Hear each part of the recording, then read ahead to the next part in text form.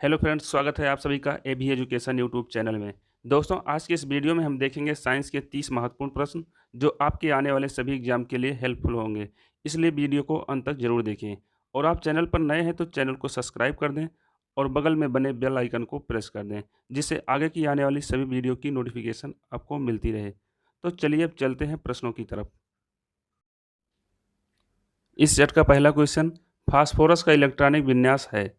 पहला ऑप्शन 284, दूसरा ऑप्शन 285, तीसरा ऑप्शन 281 और चौथा ऑप्शन 283। तो इस क्वेश्चन का सही आंसर होगा ऑप्शन नंबर बी 285। अगर फास्फोरस के परमाणु संख्या की बात की जाए तो इसकी परमाणु संख्या होती है 15 और इसका संकेत होता है पी। क्वेश्चन नंबर 2 है, किसी तत्व की संयोजकता होती है।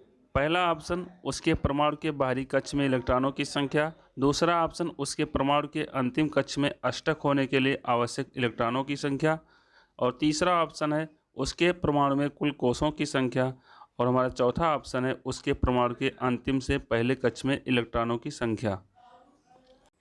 तो इस क्वेश्चन का सही आंसर होगा ऑप्शन नंबर ए, उसके परमाणु के बाहरी कक्ष में इलेक्ट्रॉनों की संख्या। जैसे लिया जाए सोडियम, इसका संकेत Na, इसकी परमाणु संख्या 11 होती है। अगर इसका इलेक्ट्रॉनिक विन्यास किया जाए तो 281।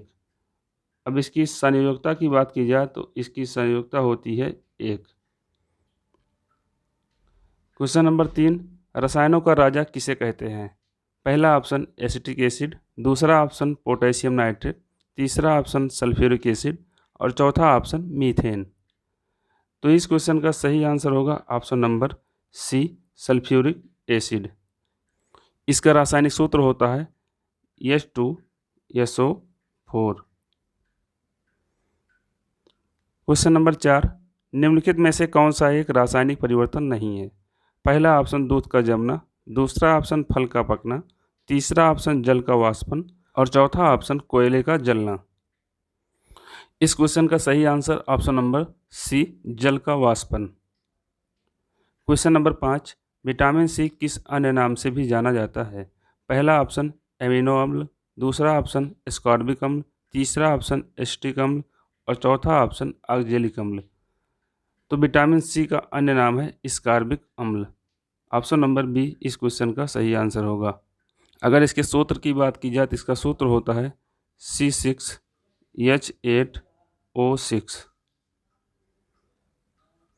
क्वेश्चन नंबर 6, नीला थोथा का रासायनिक नाम क्या है। पहला ऑप्शन कॉपर सल्फेट, दूसरा ऑप्शन कैल्शियम सल्फेट, तीसरा ऑप्शन आयरन सल्फेट और चौथा option sodium sulphate.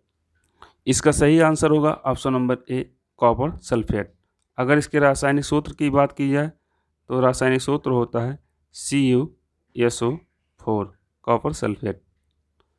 Question number 7, कार्य तथा शक्ति में क्या संबंध होता है। पहला ऑप्शन कार्य बराबर शक्ति गुणे समय, दूसरा ऑप्शन कार्य बराबर शक्ति बटे समय, तीसरा ऑप्शन कार्य बराबर समय बटे शक्ति और चौथा ऑप्शन कार्य बराबर शक्ति प्लस समय। तो इस क्वेश्चन का सही आंसर ऑप्शन नंबर ए, कार्य बराबर शक्ति गुणे समय, यानी W बराबर PT। क्वेश्चन नंबर 8, पृथ्वी का पलायन वेग है। पहला ऑप्शन 11.2 किलोमीटर पर सेकंड, दूसरा ऑप्शन 18 किलोमीटर पर सेकंड, तीसरा ऑप्शन 11.8 किलोमीटर पर सेकंड और चौथा ऑप्शन 11.3 किलोमीटर पर सेकंड। तो इसका सही answer option number A, 11.2 kilometre पर सेकंड। क्वेश्चन नंबर 9, जब कोई वस्तु ऊपर से गिराई जाती है तो उसका भार होता है। पहला ऑप्शन शून्य, दूसरा ऑप्शन अपरिवर्तित, तीसरा ऑप्शन परिवर्तनशील और चौथा ऑप्शन उपयुक्त में से कोई नहीं। तो इसका सही आंसर ऑप्शन नंबर बी, अपरिवर्तित। क्वेश्चन नंबर 10, जी का मान सबसे अधिक कहाँ होता है। पहला ऑप्शन ध्रुवों पर, दूसरा ऑप्शन विषुवत रेखा पर, तीसरा ऑप्शन पृथ्वी पर और चौथा ऑप्शन इनमें से कोई नहीं। तो इसका सही आंसर होगा ऑप्शन नंबर ए, ध्रुवों पर जी का मान सबसे अधिक होता है। अगर सबसे कम की बात की जाए तो सबसे कम जो होता है वो विषुवत रेखा पर। क्वेश्चन नंबर 11, ट्यूबलाइट का क्या कार्य है। पहला ऑप्शन विद्युत ऊर्जा को प्रकाशीय ऊर्जा में बदलना, दूसरा ऑप्शन यांत्रिक ऊर्जा को प्रकाशीय ऊर्जा में बदलना, तीसरा ऑप्शन विद्युत ऊर्जा को प्रकाशीय ऊर्जा में बदलना और चौथा ऑप्शन सौर ऊर्जा को विद्युत ऊर्जा में बदलना। तो इसका सही आंसर होगा ऑप्शन नंबर ए, विद्युत ऊर्जा को प्रकाशीय ऊर्जा में बदलना ट्यूबलाइट का कार्य होता है।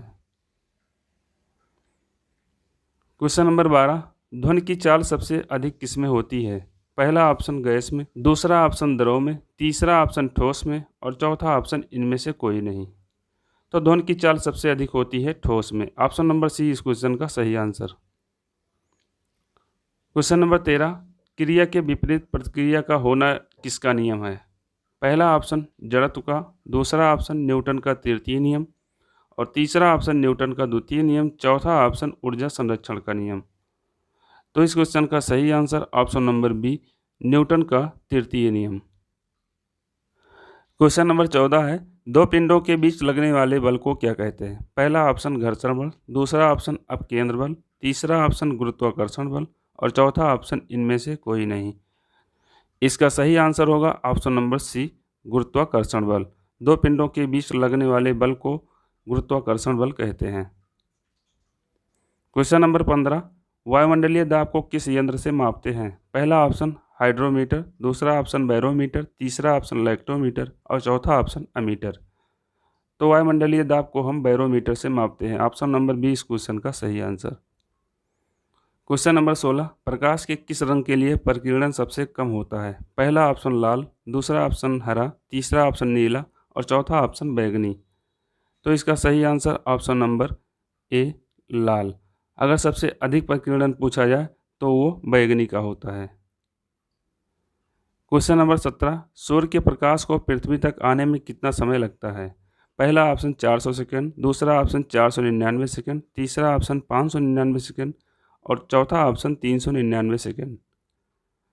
तो सूर्य को पृथ्वी तक पहुंचने में 499 सेकंड लगता है। अगर इसको मिनट में चेंज किया जाए तो 8.3 मिनट लगता है।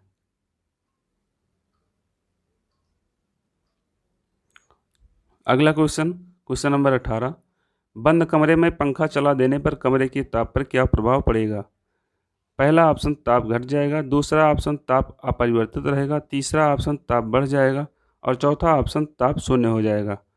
तो इसका सही आंसर ऑप्शन नंबर सी, ताप बढ़ जाएगा। क्वेश्चन नंबर 19, साधारण बातचीत की ध्वनि की तीव्रता कितनी होती है? पहला ऑप्शन 30 से 40 डेसिबल, दूसरा ऑप्शन 50 से 60 डेसिबल, तीसरा ऑप्शन 70 से 80 डेसिबल और चौथा ऑप्शन 10 से 20 डेसिबल। तो इसका सही आंसर ऑप्शन नंबर ए, 30 से 40 डेसिबल। क्वेश्चन नंबर 20, वायु में ध्वनि की चाल होती है।